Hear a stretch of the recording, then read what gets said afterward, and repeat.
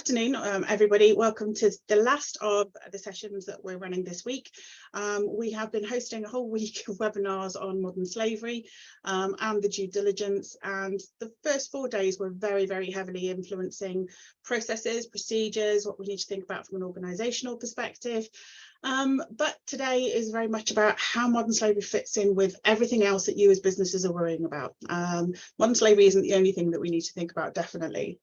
So as we've done before, just a quick introduction for those of you who've not been on this meeting. I can see a few names who've been with us all week, so go to sleep at this point. But Action Sustainability is a consultancy that we specialise in a number of things, but supply chain is our passion. So we look at sustainable procurement, carbon, social value, but the focus today for us and this whole week has been on modern slavery. So as with all of these presentations, you'll see our contact details, and hopefully if there's anything that's inspired you, feel free to get in touch.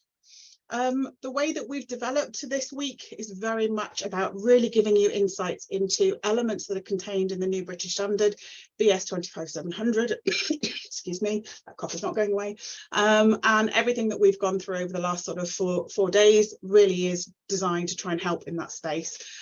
Even today's conversation is going to help a little bit as well, because there are elements that have been embedded into the standard that talk a bit about the carbon conversation and wider human rights that businesses should be considering. So as usual, it's a webinar. So we have got the chat off, and we have got obviously hands that we won't be able to have a conversation with you. But as we've done all week, please feel free to upload any questions that you have in the Q&A session. We are recording this, we will be sending out slides, and if you can just bear with us, we'll be doing that next week, along with a feedback form on how you found this week if you've been here all week, which is great. If you've only dived into 1 or 2 sessions, there'll be some opportunity to feedback as well. And at the same time we send you that, we'll send you slides and video links as well, and any useful resources going forward. So these are the days, for those of you who have come to the last one, that you may have missed. You will get access to those videos. We've looked at policies, we've looked at enablers, we've looked at mapping, we've looked at procurement. But as I mentioned, we are not in a situation where this is an isolated instance. So today is very much about then taking that forward thinking perspective. How does this emerge, as it were? So you'll be pleased to know I'm not doing a lot of speaking. So I've got some brilliant people on the call today. We have Thiba Nathan, who's going to be giving you an overview around legislation. She's head of legal compliance in HS2, head of consultancy and technically my boss, James Cadman, who is our carbon specialist, but obviously we work quite closely on this space. Boglaka Radi, who is involved in governance and has actually joined the committee for BS 25700 and converting it to ISO, who very much is around the governance and the ESG perspective.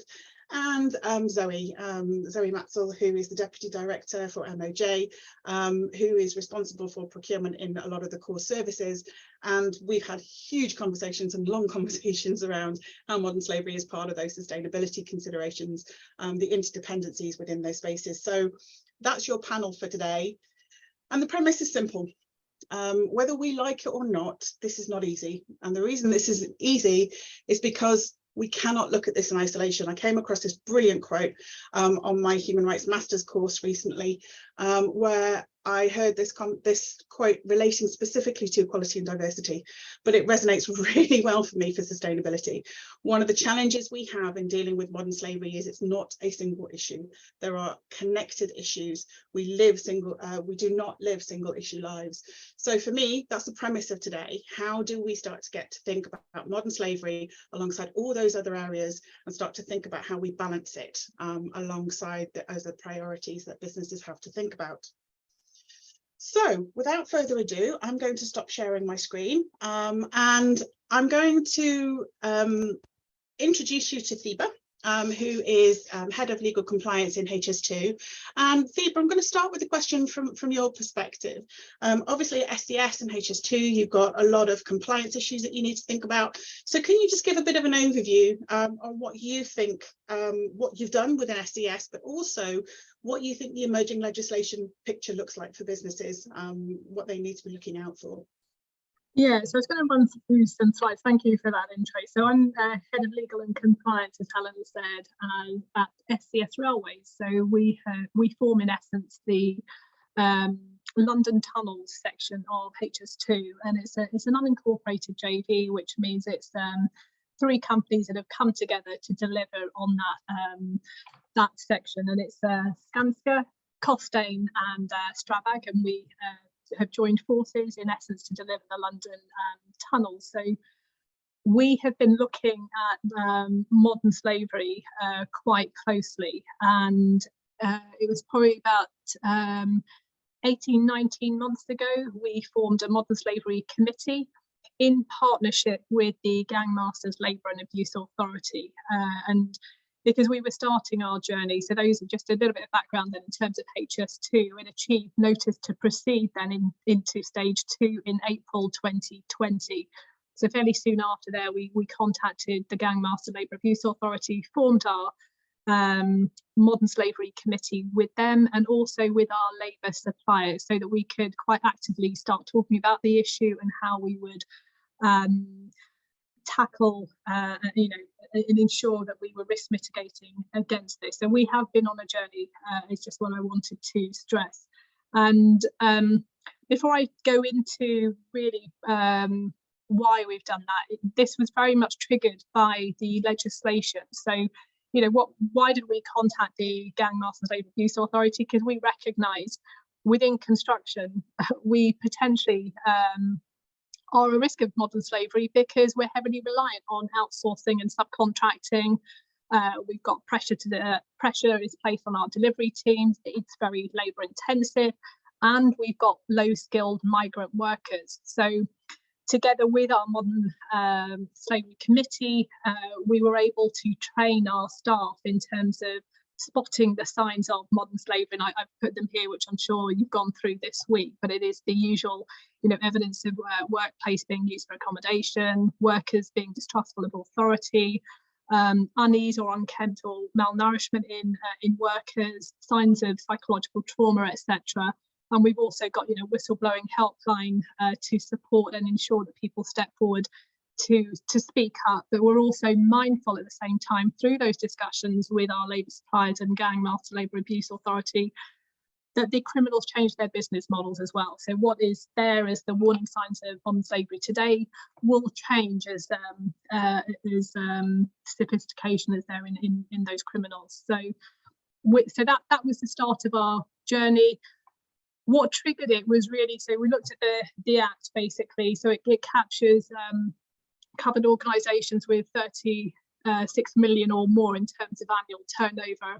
And as you will be aware, what the Act demands is that you produce a modern slavery statement, and that basically is meant to then set out what it is as organisations that you do in terms of tackling modern slavery. And you would then put this on your website, and a link would then be set on your homepage. Now, the problem with the Act is that the consequence of breach, if you like, is purely reputational damage. So it doesn't necessarily go far enough, but it does set out guidance then in terms of what to include in terms of your modern slavery statement. So we have produced a statement with very good counsel from the Gang Master Labour Abuse Authority in terms of the 6 headings that is advised to be used in the Modern Slavery Act, and those are so we set out the organisation, our structure, business, and our supply chain, our relevant policy. So we've got a modern slavery policy, the relevant due diligence process that we use, the due diligence, those parts of the business and supply chain that we think are at risk of modern slavery, and the effectiveness in terms of modern slavery not taking place within our supply chain. So that we've produced that as an annual statement, and that's been signed off by the joint venture board. But I would say that whilst we have done that, one thing I did want to point out is the Financial Reporting Council did point out that 1 in 10 organisations actually fail to comply with the Modern Slavery Act requirements. So that in fact that 1 in 3 although they do produce a statement, the statements aren't really of quality enough, and I'm going to just point out that it's linked to the consequences of breach. So we then move in terms of, there is a modern slavery bill that some of you will be aware is currently under discussion, and this in essence extends the coverage to also include public organisations with a budget of 36 million or more. This is an improvement on the current position then in terms of the Modern Slavery Act, in that what will be required in terms of the statement will be the mandatory inclusion of the 6 elements I just discussed, and that those statements will then be published on a government-run registry, which we would be really proud to to be part of that. So, and the consequences of breach then is that actually there will be possible fines for non-compliance. So we're heading then in the right direction, and usefully what it does do is that it sets out any measures to tackle modern slavery crimes, and also better protection for victims. So what's missing? Well, it doesn't actually, there's no obligation really to have an anti-modern slavery strategy, and really this possibly needs to be better guidance then from government in terms of, really incentivization not to breach the act. So, when I compare this then to the competition laws, it's 10% of worldwide turnover, then it's at stake if you're in breach. If you look at the Bribery Act, it's unlimited fines. So if we really want to make headway in this area, I think we do need to incentivize companies more to really get this right. So I'd like to just then now take a look at what's happening across the pond then in terms of Europe, because I know some of you on the call are thinking, well, we've left Europe, it's got nothing to do with us, but actually just let's have a quick refresh. Now, we did actually, at the point of exiting Europe, actually we agreed that we would have harmonised, if you like, legislation at the point of exit. So we have a trading cooperation agreement that in essence says that we would have set levels, or we wouldn't weaken or reduce our labour and social protection as set out on the 31st of December 2020. So that being the case, if there was any major divergence, the EU would then trigger like a rebalancing mechanism.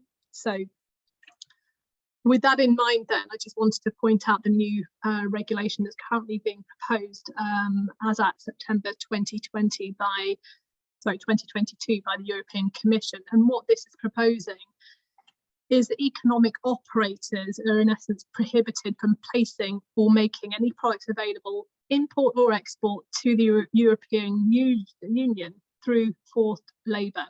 So, we looked at what the definition of who's caught by the Modern Slavery Act, so it'd be useful then just to look at the definition here. So an economic operator is in essence any natural or legal person or association making or placing available products on the EU market or exporting products. And importantly, it does actually include SMEs. So there's no sort of, well, you're too small and therefore, but so it captures everybody. And then the definition then of forced labour then is all work or service which is exacted from a person under the menace of any penalty, and for which the person has not offered himself or herself voluntarily, and it does also include child labour. So this applies to all products for which forced labour is made available in whole or in parts at any stage of a product's extraction, harvest, production, or manufacture, including working or processing, relating to any stage of its supply chain.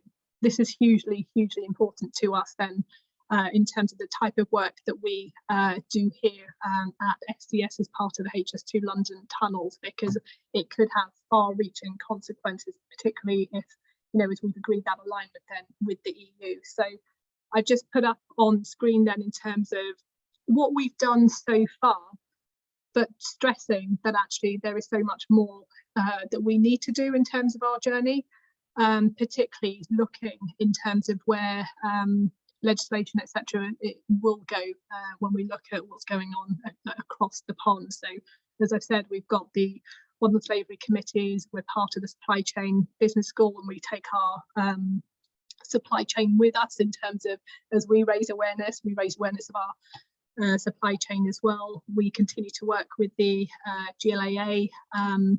We carry out the risk assessments, as I said, and we do our annual modern slavery statement, recognising we still have so much more to do. We also do, through those risk assessments, we have been then carrying out unannounced visits to those areas that we have, that the GLAA and ourselves have highlighted as risk areas for us, and we've done it independent sort of unannounced visits to those packages. So we're on our journey, and you know, so that's where we are, and hopefully that's been of help to everybody on the call. That's brilliant, thank you, Deepa, and it shows you the sort of complexity of how the landscape's moving from a legislative perspective. So I've got a couple of questions for you towards the end, and I'll you know, obviously encourage everybody on the call to throw some in as well where they've got them. So we can see, James, that the legislative landscape's changing, but it's not just changing against modern slavery. We've also got this battle of carbon to try and deal with. So James, if you want to do an introduction to yourself, but from my perspective, what I want to understand is how this fits in with carbon and how just transition is sort of starting to emerge. Yeah, thanks, Helen, and good afternoon, everyone. Thank you for the opportunity to speak. So just briefly, yes, obviously I'm James Cadman. I head up Action Sustainability's consultancy business, and I lead on carbon as my chosen topic. Yeah, climate change is the issue of our time. There's no denying that. Everyone's talking about carbon, and rightly so, but we need to not be blinkered into just thinking about purely carbon. And some people talk about tunnel vision. There's a whole load of other stuff going on there. There's a biodiversity crisis, there's a people crisis. They are all inextricably linked, and we need to work on all three together and not be siloed, whether that's in our personal lives and our working lives, and at a national level as well. I just want to chuck out some statistics and some comments before I kind of carry on talking. One of the most powerful ones that I've seen lately that really kind of makes you think is that the richest 10% of the population of this planet emit over 50% of all the greenhouse gas emissions. And conversely, the poorest 50% only emit about 10% of the emissions. There's a huge disparate difference between the two. Discrepancy, that's the word I was looking for. You can tell it's a Friday. So we've got a lot to do there about making this just and fair for everyone to be involved. We want to move to a low carbon world, a low carbon society, but this is just not. This isn't just the privilege of those rich few countries, rich few people. It should be for everyone. I'm sure you know the phrase "just transition" in terms of everyone needs to come along this journey together. We need to enable everyone to be able to be part of this and to reap the benefits from it as well. We've seen too many tragedies and horrendous climate-related catastrophes this year, whether it's floods in Pakistan, in Nigeria, forest fires in the US, the heat wave we had in Europe. There's loads of them. I'm sure you saw them on the news. These affect people. This is not just about the planet getting warmer and, oh, wring our hands over carbon. These affect everybody, people's lives, people's livelihoods as well. So all those things go hand in hand for me. Building onto that, we think, well, what are the solutions? How do we mitigate the impacts of climate change? How do we adapt to what we're seeing already? And we reach for new technologies. We reach for solar panels. We reach for other renewables like wind turbines. We reach for lithium batteries and all these things. Great technologies, they have a place definitely in part of what we're trying to do, but we need to think about the people aspect as well. Someone somewhere has got to extract those raw materials from the mines, from the quarries. They've got to be processed, and ultimately through that production life cycle end up with a PV panel or a wind turbine blade or something like that. I'm sure many of you will have read the news about the Uyghur Muslims in northwest China, particularly around solar panels. I know the US has taken legislative action to prevent their imports where there's a risk of that slave labor. I don't know if we can officially call it slave labor in China, but it's along those lines in terms of making sure that we are reducing the risk of that. Another example that was published in the newspapers a couple of weeks ago was about wind turbines being erected in parts of Africa. Sounds great, local renewable energy, local jobs for local people, but in actual fact, when you read into it, they were taking land away from agriculture, subsistence agriculture, and that caused a problem there. So yes, that's not directly modern slavery, but it's affecting people's lives and their livelihoods for this rush towards a mitigating capacity. it's about joining the dots at one level. Yes, we need those wind turbines in that example, but it's how we plan and where we place them. The article even went to the extent of saying, in some respects, the renewables industry sometimes is no better or worse than the oil and gas industry that it's replacing in terms of how it actually interacts with local communities. So yes, the power source has changed, which is great for the climate, but in terms of the people piece, it's not really that much different in some cases. So we need to be thinking about that a lot more closely and have those joined up conversations with our suppliers, with our colleagues, with the communities we engage with. In terms of that community piece, we do that really well in the UK. There's a lot of work around social value, that local agenda, Section 106s, those kinds of things. That's really, really good, getting local communities involved, local supply chains, local individuals working on projects. We need to have that mindset, that social sustainability mindset when we think about our overseas supply chains. It's definitely the modern slavery, and it's the wider ethical labour standards and issues that go with that. What are we doing about that? What are we thinking about our product? And that builds into procurement, something that is close to Helen's heart, close to my heart, in terms of how we actually do that supply chain management through the supply chain, so that we are hitting as many of those targets that we want. We're not just focusing on carbon, or we're not just focusing on biodiversity net gain. We are thinking about all of those together. And then just to build on that a bit further, you know, the whole battery storage issue. If we're going to achieve the renewables that we need, you know, the sun is only out 12 hours a day on average. It's not there all the time. The wind doesn't always blow. We need storage as well. We need that the battery storage. There's a limit to the amount of lithium on this planet. I've already seen descriptions and graphical representations of peak lithium. I'm sure you remember the phrase peak oil, a nice graph of when we're going to reach the peak and then it's going to tail off again. It's the same with lithium and any other rare earth metals. There's a limited supply, so we need to be really efficient with how we use our resources, but also the people that are extracting those resources. I suppose I'll leave with a final comment here that we as a developed West, the developed Northern Hemisphere, however you want to phrase it, we've got a legacy that we need to stand up to as well. And if you look at some of the stats, the USA in particular, but Europe, the UK, Russia, all lead the tables in terms of how much greenhouse gases we've emitted cumulatively since the Industrial Revolution. So yes, it started here in the UK, it started in the Midlands, and I'm very proud of that, but it expanded very quickly out to other parts of the world. China has got a lot going for it as well. They've caught up as well in terms of their cumulative emissions. We need to be responsible for that. It's not just what we're emitting today and now going into the future, it's what we've emitted over the last 150, 200 years or so. And that's our responsibility. So that was one of the few good things that came out of COP27 in Sharm el-Sheikh, was this loss and damage piece. And that plays into the human piece as well. So for those of you who weren't following COP27 as closely as me, there was lots of conversation about how can we reduce our emissions? What are the technologies? How can we adapt to a changing climate to make sure that, you know, the buildings, the assets, the facilities we have are going to be able to withstand more frequent droughts, more frequent flood events. But what about when they do actually happen? Pakistan, Nigeria, and so on. When they do still happen, what are we going to do to help those communities and those individuals get out of the situation that they're in? So there's an agreement. There's a long way to go on that agreement in terms of loss and damage, the reparations, the compensation that comes from other countries for that. It is tinged with a kind of a legalistic point of view, because if you talk about compensation, you can very clearly see a legal route to that, but at least we've got agreement fundamentally that we need to go down that route as a planet. How much we put in, who puts it in, who can pull out from that pot is yet to be decided. That's all the devil in the detail, but the fundamental principle has been agreed that we need to do that. So 3 key pillars to dealing with this situation, which involves not just carbon, but the people aspect as well, is mitigate what we're doing now, adapt to what's coming, and compensate those who are being affected adversely by it.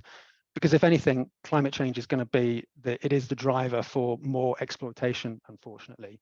Whether that's people having to adapt their way of life, they can no longer live where they are living because drought, forest fire, frequent flooding, so they move, they're more vulnerable, they're more at risk to being exploited, particularly if they're low skilled, low wage labor. So there's that issue to deal with.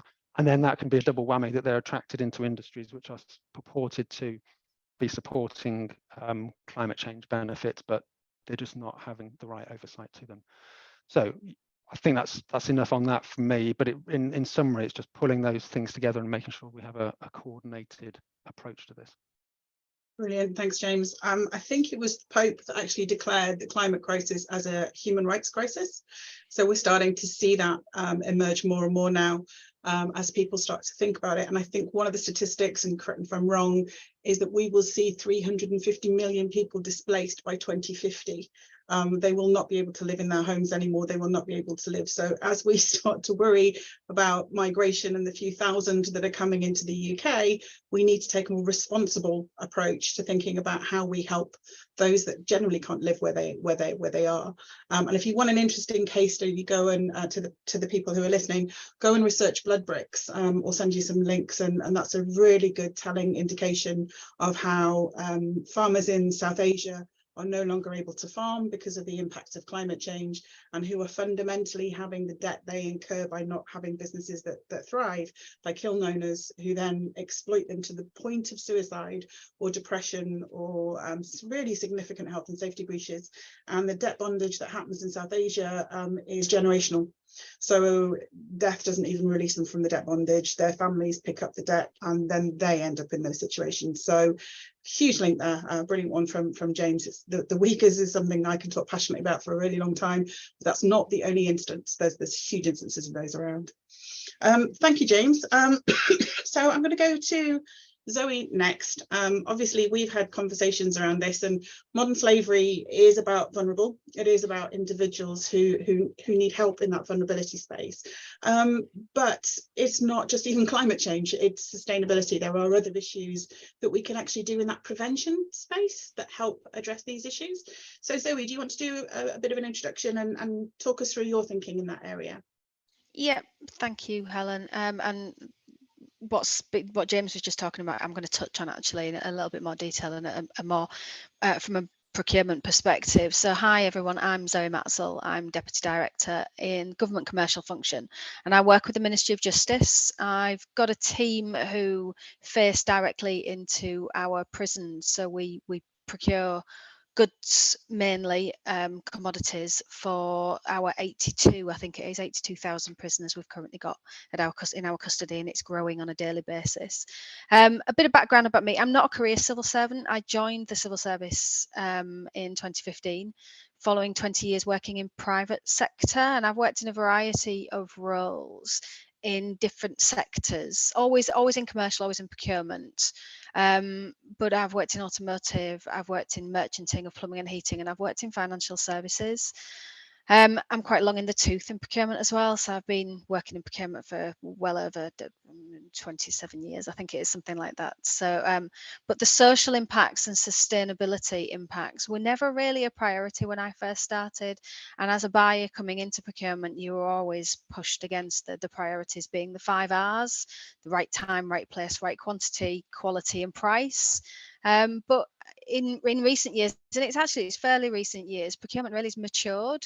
My first brush with sustainability goes right back to the year 2000, when I was working in automotive, and I was working with Toyota, who were championing what we now call a circular economy, but they were championing a zero to landfill ethos. And I was commercial lead on a team who were looking to develop a parcel tray for the Avensis, a package tray for the Avensis.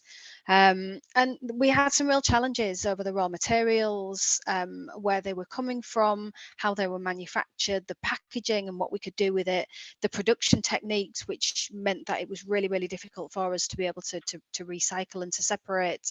And also those road miles as well. And we were under a lot of challenges from Toyota to do something. We did it, we managed it, but that was back in 2000 and into 2001. But as I've moved roles and I moved out of automotive and into merchanting, the principles of zero landfill and earlier circular economy and the broader concepts of sustainability have not really been priorities in many of the other organizations that I've worked in.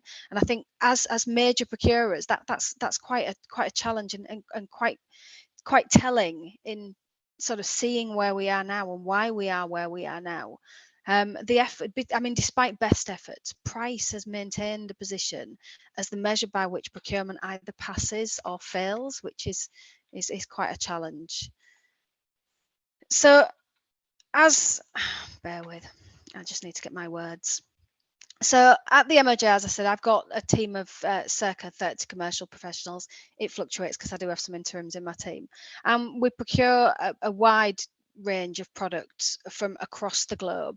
My team manages 95 contracts with a spend of about 1.5 billion. None of this is confidential information, by the way, it's all publicly available. Across my categories, we've got some real risk areas, but there are also some real opportunities, and my team work really, really closely with sustainability colleagues. We see them as being our key stakeholders in everything that we do. We test ideas with them. We work closely with the suppliers, and we do test a lot of our ideas with sustainability to ensure that what we're wanting to do and what the business is asking for meets the requirements of our sustainability strategies that we've got. And we're pushing circular economy and green spaces and so on within the prison estate as well. And they sign off on our procurement strategies as a key stakeholder. My team buy everything from plastics, which we convert within our prison workshops, wood, which we convert in our prison workshops. These are roles that we have for prisoners working in prisons to educate and to provide skills training, so that we're working towards the reducing reoffending agenda. But we also buy products that go into cells. So we buy electrical items, TVs and kettles. We buy textiles. We buy food. And all of these areas, none of them is going to not have a level of modern slavery somewhere in the supply chain.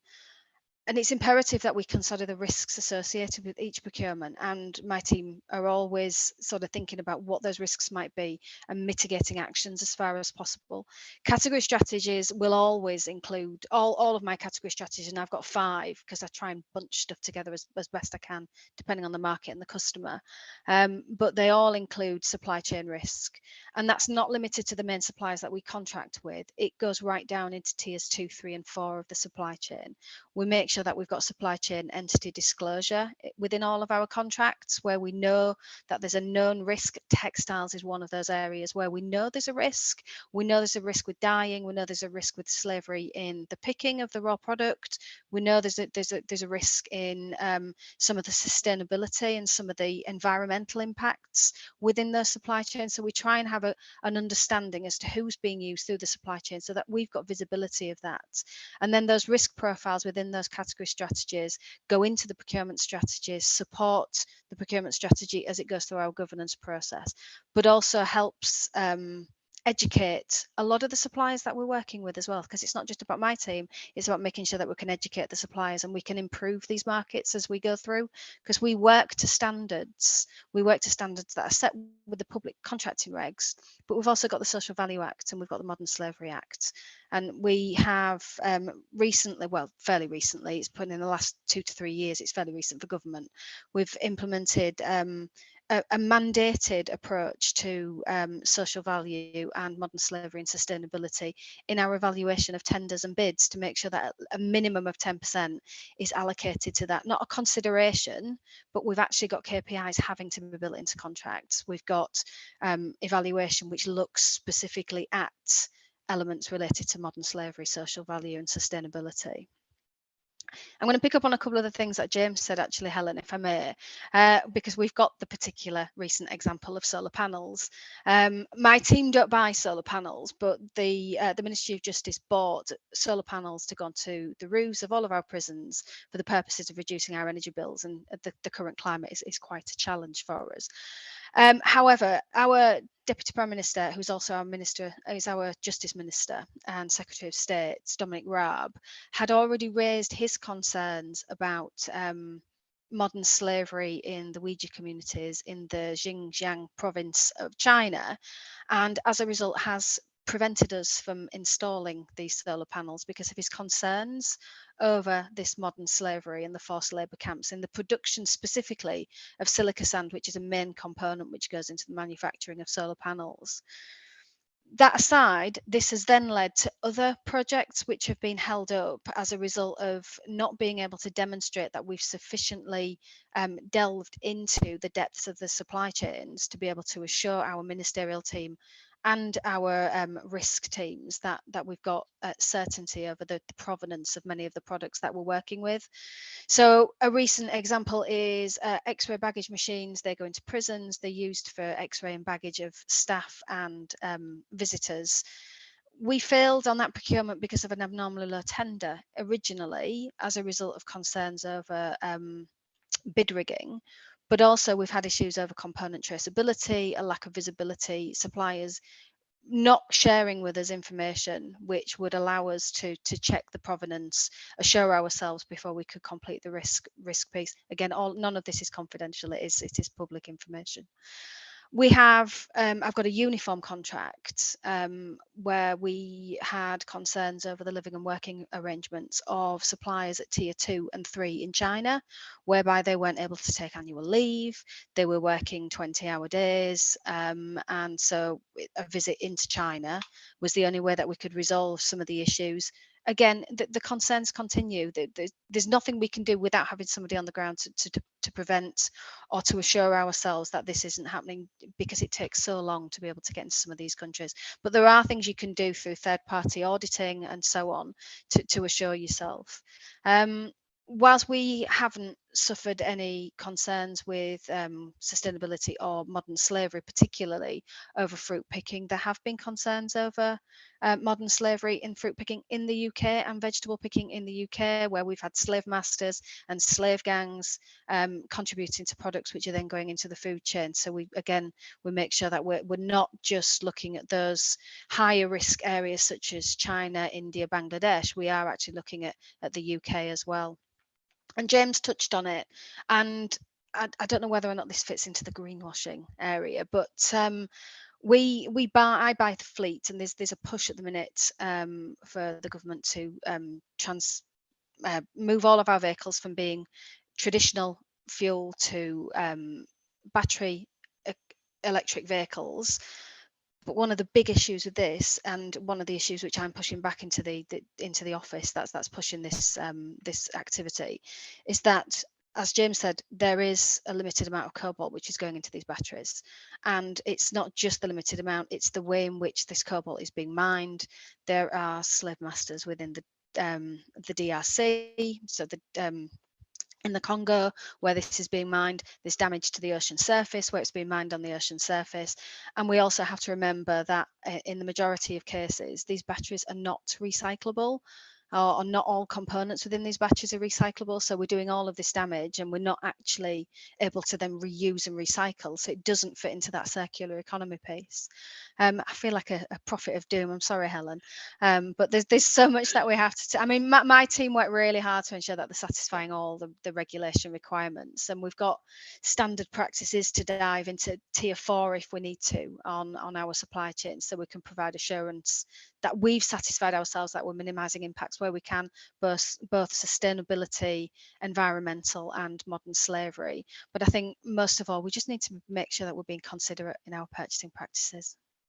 Brilliant. Sorry, and no, I feel like a doom monger every single day. Seriously, the way my daughter looks at me, she thinks I'm a depressive pest sometimes. But it is really difficult conversations. But I think what that really shows quite nicely is just thinking about what it is you're doing and thinking about that wider impact. So one of the key challenges, I think, for businesses, and we've touched on it yesterday, we touched on it on Wednesday with mapping, is understanding your supply chain and therefore being able to understand the impacts that does. And in fact, one of the really interesting things, I don't know if you've seen this, but there is some innovation in battery technology that's looking at taking lithium out and providing like salt batteries. Or now, until we push back on some of these issues, people won't feel the need to innovate. So it is a good thing to do sometimes, to push to say, no, you've not thought about this properly. Let's have another think about how we could create a circular economy, or less extractives in it, or something that we know has got that human side associated with it. Brilliant, thank you, Zoe. I've got a couple of questions myself, but for the people on the call, please don't forget, if you've got questions for our panelists, pop them into the Q&A. But I'm going to go to Boglaka for our last sort of intervention. Boglaka, what we are trying to do is inspire people to think probably a little bit differently about the way they make decisions relating to their supply chains and their operations. But businesses are businesses, and they have governance, they have investment, they have things they need to think about. So where do you see the role of governance, and how do you see ESG emerging at the moment to be able to try and deal with some of these issues? Yeah, well, good afternoon, everyone. Thank you, Helen, for the invitation and the opportunity to speak. Just quickly to introduce myself, I'm a chartered governance professional and qualified company secretary working in governance for several years. I've worked in different industries and businesses, mainly large multinational and listed businesses, always very close to the board of directors in the past decade, and always in the area of governance. I'm also completing my PhD in corporate governance and business ethics, so this topic is actually very close to me. And so as you mentioned it, I will be talking a little bit about the role of governance in addressing modern slavery and the role of ESG in addressing this issue from the business and the governance perspective. I would like to start with that the topic of modern slavery is key not only to businesses, but also to governments, and its importance is significantly increasing now within a large multinational corporation in the past few years, particularly from the governance aspect. So the concept of modern slavery, as I believe everybody knows already now, but just to kind of repeat it, it is frequently used to describe different exploitative activities, such as human trafficking, forced labor, bonded labor. We need to mention the servitude and also the forced marriage. Modern slavery can increase in businesses where there is a lack of governance policies within the supply chain and within the business in general. So in recent years, the issue of modern slavery, I keep repeating myself, but I think it's important, particularly the forced labor in the global economy has begun to attract increased attention in businesses' governance policies and also how they approach the coordination of their supply chains. Unfortunately, modern slavery, as mentioned before, particularly the forced labor, is the most relatable to corporate businesses, and it remains common from the production chain of clothes, food services, agriculture, also the construction industries, as it was mentioned before in the webinar. But so how exactly corporate governance relates to this topic? Every enforcement starts in the boardroom of large corporations. In fact, most decisions are being made in the boardroom. If the board put measures in place to regulate the behavior of actions of their suppliers, this actually could set example to smaller businesses too. But eventually, everything is being decided in the boardroom.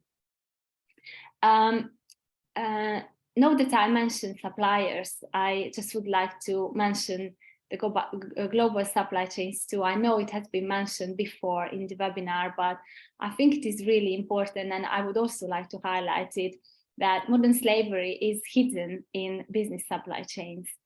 The typical supply chain has become a lot more complex over the years as the manufacturing expanded to Asia, South America, also to developing countries, and the production times have become longer, and the products continue to diversify. So large corporations tend to use cheaper labor in different jurisdictions just to generate a lot more profit, and it is well known in the business world. And this is actually where the issues are arising. If we think about our daily products, such as just our iPhone and parts of the phones traveling to different countries, from Asia to America, each of the products, and they being put together in a separate country. The same thing is also happening to our clothes, accessories, and also with our food. Thinking about canned tuna fish that we can buy here in the UK in Sainsbury's and Tesco might actually come from Thailand, and it might be packed in somewhere in Europe. So this is very important, but people, unfortunately, what I noticed throughout my career, that they may not be aware of it. So you cannot just highlight it enough. So supply chain mismanagement actually leads to human rights issues, particularly forced labor within the businesses. And businesses are actually responsible for that. Now, we can ask the questions that should we think that the global business model in actually in a bad shape? Well, over 50% of a global trade, which is, I think, quite high, 50% is quite high, dependent on the supply chain of most major companies, and the wealth generated by the labor is certainly not being shared with the exploited workers. Unfortunately, this is a sad truth. And corporate greed has revealed its truth that those people are exploited to generate profit for major leading companies. So previously, just going back to corporate governance defined this aspect, defined the modern slavery very narrowly, and corporate governance only reacted to necessary regulations and enforcement. But now we're seeing some significant changes. Over the past couple of years, we could see that the role of corporate governance has become more vital in addressing matters relating to environmental, social, and also the governance, more the legislative factors, which in shorter form we say ESG. So the S is including human rights, social, and modern slavery. Considering ESG factors are now thought to be good governance practice. So this is where we've got the link between the corporate governance, ESG, and human rights. So this means that if the business supply chain activities result in abusing environmental and social standards, it can easily lead to financial loss, with also huge impacts on the investment portfolio, loss of investors, and it can often lead to permanently damaged brand reputations. These ESG factors measure the activities of the organization. Not so sure if this has been mentioned before, but I just would like to quickly just mention it. ESG reporting is something that all corporate governance professionals, and actually professionals who work in related fields, need to be concerned with the increase in stakeholder and investor attention. So stakeholders and investors actually are now demanding good ESG practices. I would also like to add that ESG reporting gives investors a guidance that the company and the business is social conscious and aims for a positive impact on the long run for the environment, the society, and also the business performance. So it's really important. It also demonstrates a holistic approach to sustainability. Unfortunately, modern slavery is still an underrated element within the ESG framework, but hopefully it will eventually change. Well, I think there are plenty of people who are now trying to raise awareness, and luckily countries are paying attention a lot more to this issue. So just conscious of the time, and then just to wrap up, we can conclude that transparency is in both in supply chains and business reporting is key, and combating forced labor, modern slavery can be very hard, as the global supply chains can be extremely complicated. But professionals who work in related fields, I think, have a fortunate position to have to guide boards and also the companies to create a supply chain which is free of modern slavery. Brilliant, thanks, Bogolka. No, I think there's some really interesting points in there, and I don't know if people are aware. Last time I saw the Global Slavery Index reported, it was $354 billion worth of goods are traded amongst G20 countries that are linked to forced labour. So it's quite a significant amount of, and that's, I think, from about 10 or 15 products.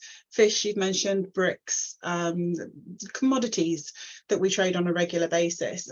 So the industry is alive and kicking when it comes to forced labour from that perspective. I am conscious of time and we're getting quite close to the end, so I do want to show something at the end, but I have got a question here from Peter. Hi Peter, I hope you're okay. I haven't spoken to you for a while, but he's got a question. In fact, he's got two. Stop typing, Peter. We've got a question here that James, you sort of alluded to with the wind tower, the wind turbine one, particularly in renewables. We're hearing about the introduction of hydrogen, potentially being an alternative that would deal with a lot of these extractive issues.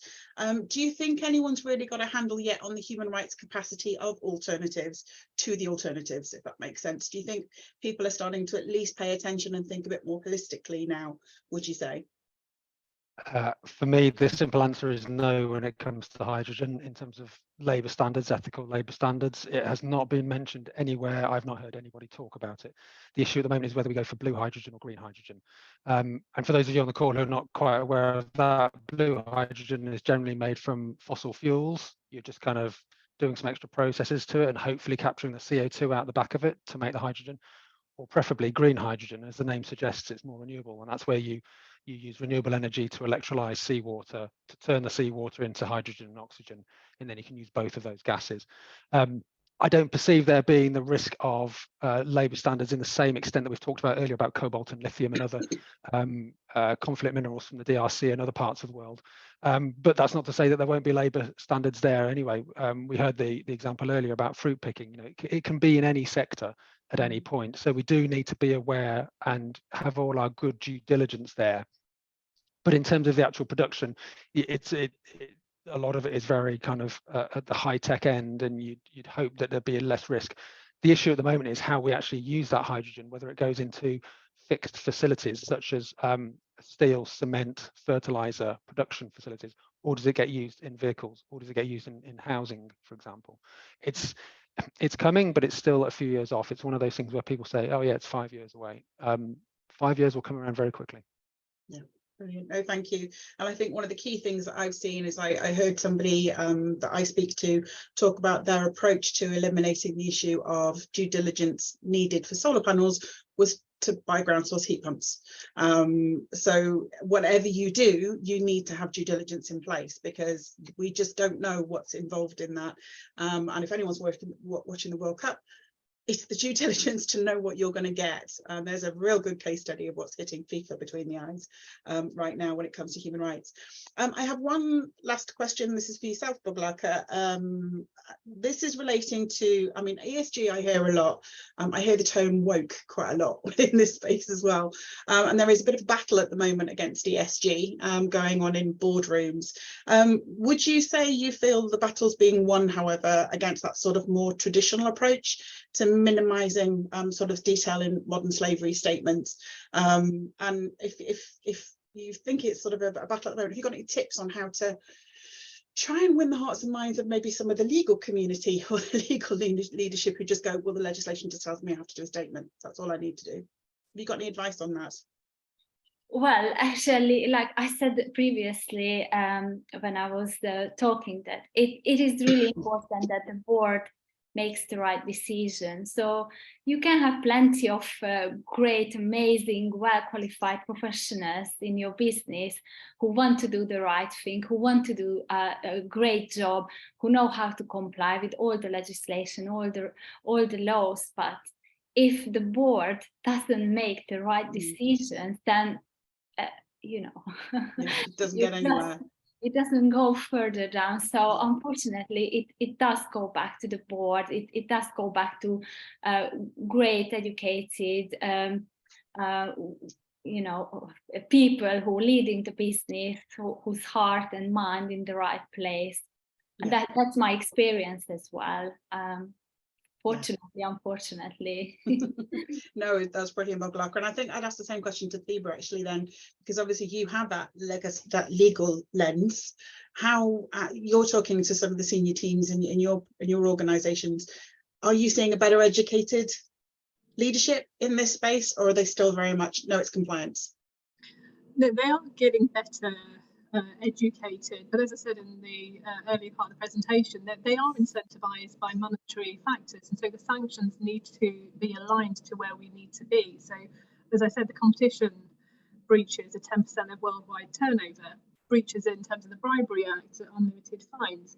We need to get the modern slavery legislation on a par with that, so that they, the current legal position is that this is a maybe list. When you do your annual modern slavery statement, it's just a maybe list, and in fact, you can just simply say, I've done nothing in this space at all. So we're not going far enough, and where the bill is, it will say that, we can go, it will be mandatory to incorporate the 6 elements, but again, there's possibility of fines being imposed. But I'm really looking forward to the EU regs potentially and what the impact of that is, because we are, as SDS, we are part of HS2 London Tunnels, Europe's largest infrastructure project. This is going to be a critical piece of regs coming through in our direction. I think it, yes, I am a lawyer, but I think this is positive. I'm a taxpayer as well, and I think this is something that I'm looking forward to this coming in and advising the boards. But the mindsets, they are on the journey. But we, even in our joint venture board, they're at just different points, but it is taking them on that journey and recognising, yes, this is the right thing to do, but at the moment I'm in slightly weaker grounds because it is just purely reputational damage. The financial incentive is still not there, so I need the legislation to follow. Yeah, I agree. I think one of the things that's been quite interesting with the Biffa case is this issue of, the civil litigation that can potentially come. I do a lot of that in my training. You potentially might have civil litigation put against you. It's scary. It's sad that we have to scare businesses into doing this, but it does get them to think about it. I think the other area, and this alludes to Zoe's point, because I'm conscious we need to wind up, is connecting it, Peter, and I know what industry you work in, connecting it in with labour shortages, connecting it in with the cost of living crisis, all of the things that your businesses are worrying about now. There is a knock-on effect with issues like modern slavery. So actually starting to think about, it's not about addressing modern slavery, it's about improving labour standards, improving attractiveness, paying a fair wage, investing in your people, which is a business model leadership can get their head round. And then that helps you in the prevention space, which means you've got more time to think about the remediation. I want to say a massive thank you to everybody on the call from my perspective. It's been a really interesting session, and I know I talked to you all individually for hours on this, so we could probably carry on for a really long time. From my perspective, I just want to very quickly give you a date for your diary to have a think about. So we have run a really great week. Hopefully you've really enjoyed it. Sarah, I know you've got a question around newsletters. Please make sure that you keep in touch. We'll have lots of newsletters within this space. But one of the things that we are looking at doing in February is an in-person masterclass. So it's basically taking everything that we've done over this week and really diving into how we set this all up, giving you some opportunities to interact and do some workshops. So please have a look out for details on that one.